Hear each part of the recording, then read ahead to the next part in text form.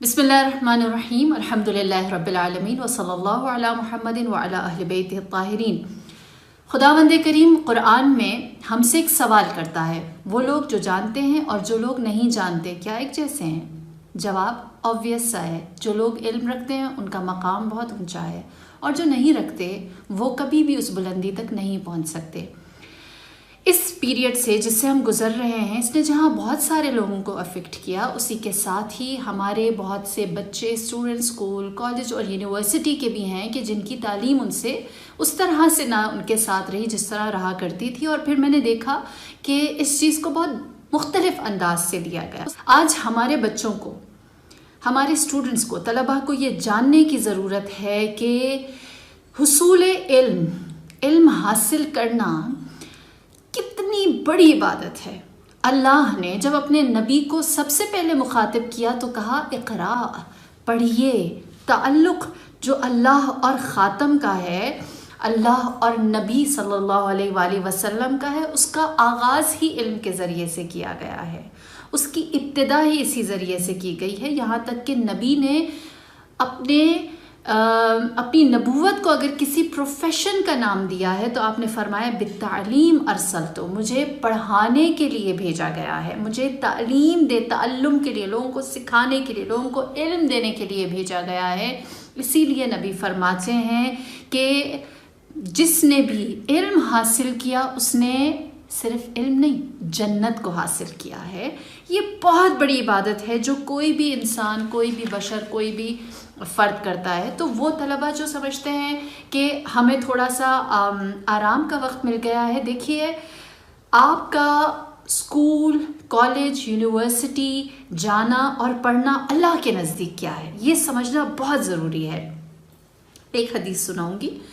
रसूल अल्लाह ने जनाब अबाज़र गफ़ारी को मुखातिब किया और फरमाया कि ए अबाज़र, 1 घंटा किसी क्लास में बैठकर कुछ पढ़ना अल्लाह के नज़दीक बहुत ज़्यादा पसंदीदा है।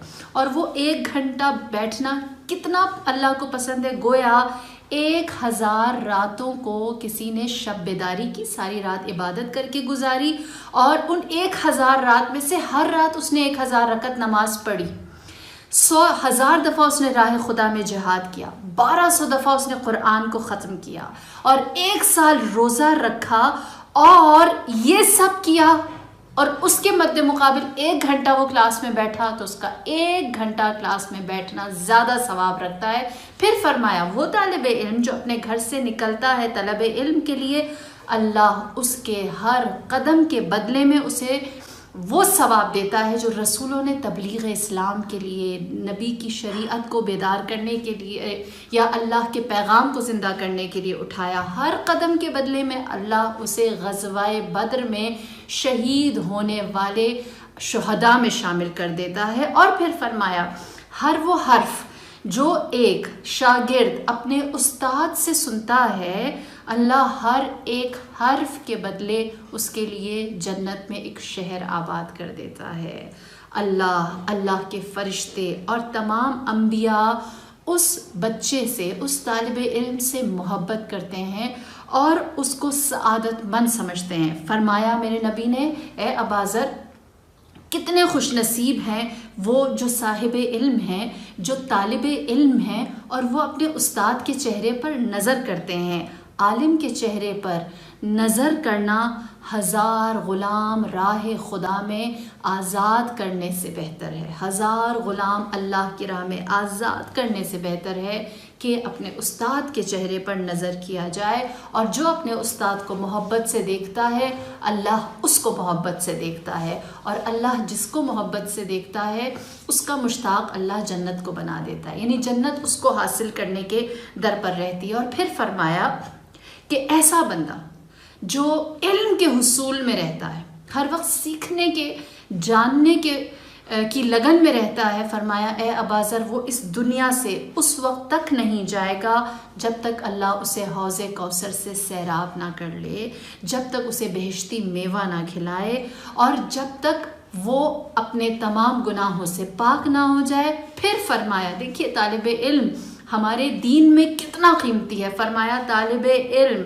حصول علم کے دوران اگر مر جائے تو وہ شہید محشور ہوگا، اور اللہ اس کی قبر کو اس کے جسم کو قبر میں سالم رکھے گا، اس کو کوئی کیڑا نہیں کھائے گا، اور جنت میں اس کا ہم نشین اللہ حضرت خضر کو بنائے گا۔ ایک اور چیز وہ یہ کہ ہمیں بہت لکھوایا جاتا ہے اسٹوڈنٹس کو، اور ہم اس بات سے بڑا وہ ہوتے ہیں کہ ہمیں اتنے لمبے لمبے نوٹس اور اتنے لمبے ہوم ورکس کروائے جاتے ہیں، اتنی لمبی اسائنمنٹس دی جاتی ہیں۔ امیر المؤمنین فرماتے ہیں اگر کوئی شخص اس دنیا سے رخصت ہو جائے اور اس کے پیچھے اس کے نوٹس، یعنی جہاں اس نے علم حاصل کیا اس سب کو درج کیا ہوا ہے، وہ نوٹس رہ جائیں تو اس کا ہر صفحہ، اس بندے کا لکھا ہوا ہر صفحہ اس کے اور جہنم کے درمیان حائل ہو جائے گا۔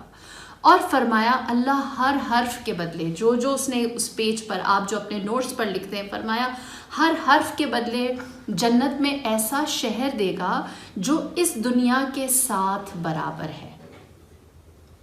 آپ جو نوٹس بنا رہے ہیں وہ اللہ کے نزدیک وہ اس کی قدر جانتا ہے، اسی لیے امام رضا علیہ السلام فرماتے ہیں کہ علم حاصل کرو جہاں تک ہو سکے، کیونکہ یہ سب سے بڑی نیکی ہے۔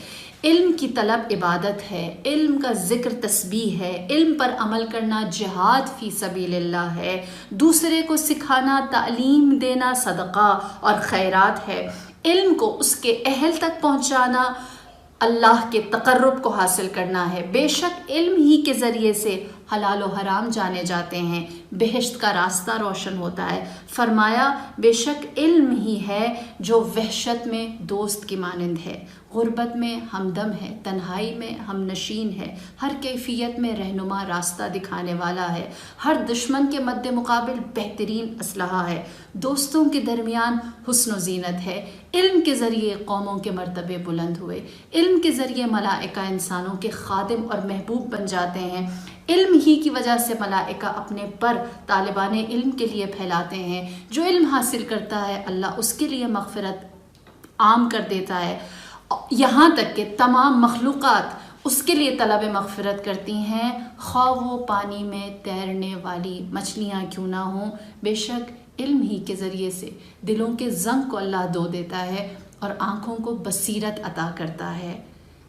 آپ کا علم حاصل کرنا، آپ کا نوٹس بنانا، آپ کا آن لائن مطالعہ کرنا، آپ کا اپنے استاد کے ساتھ ان ٹچ رہنا، آپ کا اپنی اسائنمنٹس کو بر وقت سبمٹ کروا دینا، یہ اللہ کے نزدیک ایک بہت پسندیدہ اور فضیلت والا کام ہے۔ اسی لیے رسول اللہ نے فرمایا کہ مداد العلماء افضل من دماء الشہداء، جو علماء کا، صاحبان علم کا قلم ہے، ان کا جو پین ہے وہ شہداء کے خون سے زیادہ افضل ہے۔ شہید کا خون وہ مقام نہیں رکھتا جو ایک صاحبان علم کا، علم حاصل کرنے والوں کے قلم کا مقام ہے۔ آپ کے ہاتھ میں اللہ نے سب سے بڑی عبادت کو رکھا ہے۔ امیر المؤمنین فرماتے ہیں العلم خلیل المؤمن، علم مومن کا دوست ہے۔ العلم کنز، العلم دلیل، العلم ینجیک والجہل یدریک، العلم الجلالہ، العلم الحیات والایمان النجات، العلم الاعلی الفوز، العلم افضل المنیہ، العلم نعم الدلیل، العلم کنز عظیم لا یفنا، العلم محی النفوس ومنیر العقل۔ فرماتے ہیں کہ علم ہے جو سب سے بڑا خزانہ ہے، علم ہے جو سب سے بڑی دلیل و رہنما ہے، علم ہے جس کے ذریعے اللہ نجات دیتا ہے، علم ہے جو انسان کو تباہی سے بچاتا ہے۔ یہ سب سے بڑی دانائی اور سب سے بڑی بزرگواری ہے، سب سے بڑی کامیابی علم کا حاصل کرنا ہے۔ علم ہے جو زندگی ہے، علم ہے جو کامیابی کی دلیل ہے، علم ہے جو سب سے بڑا سرمایہ ہے، علم ہے جو اللہ کی سب سے بڑی نشانی ہے۔ علم ایسی خوبصورتی ہے جو چھپائے چھپتی نہیں ہے، علم ایسی بے نیازی ہے جو کسی کا محتاج ہونے نہیں دیتی، علم ہے جو نفس اور جان کو زندہ رکھتی ہے، عقل کو نور بخشتی ہے اور جہالت کی موت ہے۔ اسی لیے امیر المؤمنین فرماتے ہیں کہ علم ایسا حجاب ہے جو آفات و بلیات سے انسان کو بچاتا ہے۔ لہٰذا ہم اگر اپنے آپ کو ہر طرح کی مصیبت سے بچانا چاہتے ہیں تو سب سے پہلے سب سے بڑی مصیبت سے اپنا دامن بچانا ہے جو جہالت ہے۔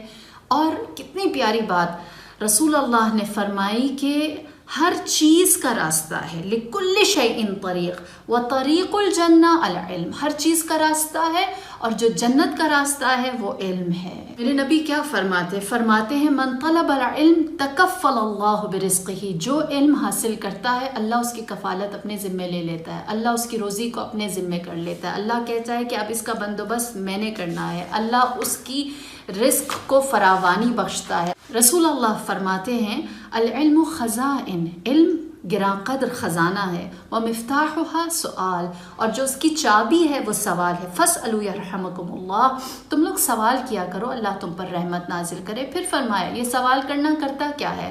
فرمایا انہ یؤجر فیہ اربعہ، جب تم سوال کرتے ہو تو تمہارے اجر میں 4 چیزیں شامل ہو جاتی ہیں، 4 افراد شامل ہو جاتے ہیں، السائل والمعلم والمستمع والمحب لہم۔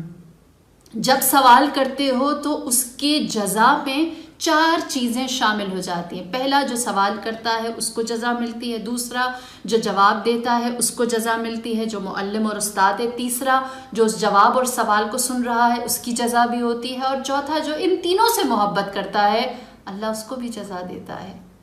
لہٰذا یہ آسان ترین وہ عبادت ہے، اسی لیے اللہ نے شب قدر میں سب سے افضل ترین جس چیز کو قرار دیا ہے وہ طلب علم ہے، وہ علم کا حاصل کرنا ہے۔